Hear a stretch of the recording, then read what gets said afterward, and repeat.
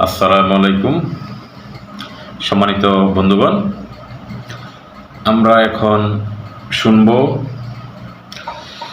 2024 সালের গণঅভ্যুত্থানে স্বৈরাচার পতনের আন্দোলনে বাংলাদেশ জাতীয়তাবাদী দল বিএনপির কতজন লোক মোট শহীদ হয়েছে।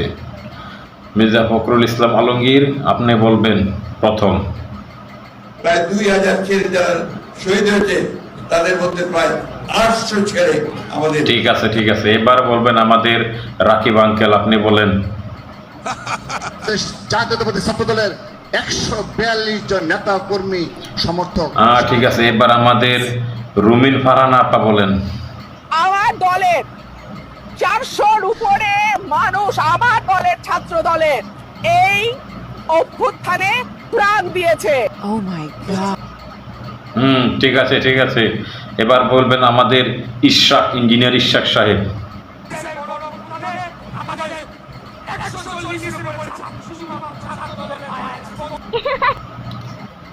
দর্শক, 2000 শহীদের মধ্যে প্রায় 1500 বিএনপি থেকে শহীদ হয়েছে।